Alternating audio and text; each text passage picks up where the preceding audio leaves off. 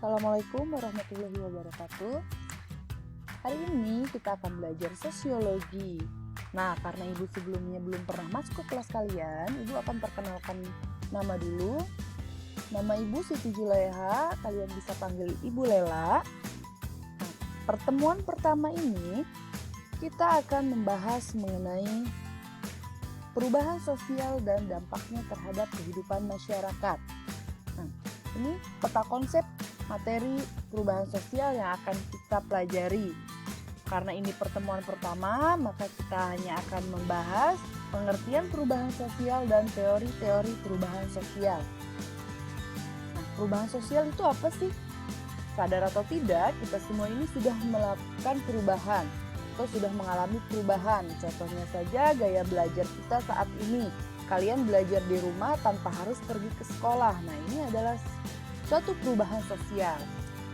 Perubahan sosial itu adalah segala perubahan yang terjadi pada lembaga kemasyarakatan yang mempengaruhi sistem sosialnya, termasuk nilai, sikap, dan pola perilaku masyarakat. Ada beberapa teori perubahan sosial. Yang pertama adalah teori evolusi. Nah, teori evolusi ini dia gambarnya itu lurus ke atas. Jadi, masyarakat itu dia akan bergerak dalam satu garis linier menuju satu titik tertentu.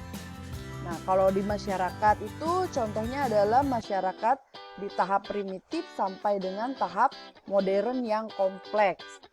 Nah, kita bisa lihat gambar, di situ ada perubahan gaya atau model handphone. Nah, dulu mungkin Bapak kalian menggunakan handphone yang ada antenanya. Nah, kalau kalian sekarang menggunakan handphone Android, sudah ada internetnya, RAM-nya besar, memorinya juga besar. Nah, itu adalah teori evolusi, jadi dia terus berkembang. Yang kedua adalah teori siklus. Nah, teori siklus ini dia polanya seperti roda yang berputar. Jadi, perubahannya dia berulang.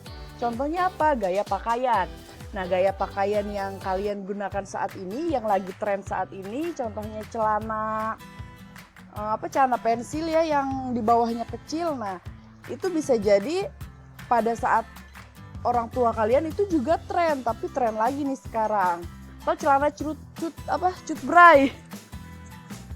Nah, celana cutbray juga itu dulu pada saat orang tua kalian masih muda itu tren sekali tuh. Nah, sekarang ternyata model lagi. Yang ketiga adalah teori fungsionalis. Nah, dalam teori fungsionalis ini dia menekankan perubahan pada fungsi lembaga sosial dalam masyarakat. Jadi sebuah lembaga itu dia tidak akan bertahan kecuali berguna bagi masyarakat. Jadi dalam teori fungsionalis ini dia berjalan berdasarkan fungsinya. Kalau dia berfungsi dia akan bertahan, tapi kalau dia tidak berfungsi maka dia akan hilang dengan sendirinya di masyarakat. Nah, ini semua akan menjadi asal mula perubahan. Yang keempat adalah teori konflik. Nah, tokohnya adalah Karl Marx. Jadi, dalam teorinya, yang pertama ada ketidakadilan dan ketimpangan sosial menyebabkan terjadinya pertentangan kelas. Yang kedua, pertentangan antar kelas atau konflik kelas ini mampu mendorong masyarakat melakukan upaya menyelesaikan pertentangan untuk berubah ke arah yang lebih maju. Yang ketiga adalah menurut teori ini konflik itu dibutuhkan untuk apa? Untuk melakukan perubahan sosial. Contohnya itu adalah kaum buruh demo. Nah, dia demo untuk menuntut kenaikan gaji. Nah, itu kan ada konflik di dalamnya. Setelah berkonflik ternyata ada perubahan. Apa perubahannya? Gajinya dinaikkan. Nah, oke. Itu adalah teori perubahan sosial. Sekarang kalian coba amati kasus yang sedang terjadi saat ini, yaitu adanya pandemi COVID-19 ini dapat menyebabkan perubahan sosial dalam kehidupan masyarakat. Setuju atau tidak dengan pendapat ini? Nah, jelaskan perubahan apa saja yang terjadi kalau kalian setuju.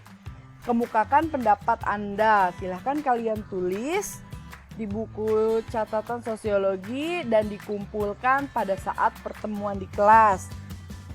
Nah, pelajaran sosiologi sampai di sini, sampai ketemu pertemuan selanjutnya. Assalamualaikum warahmatullahi wabarakatuh.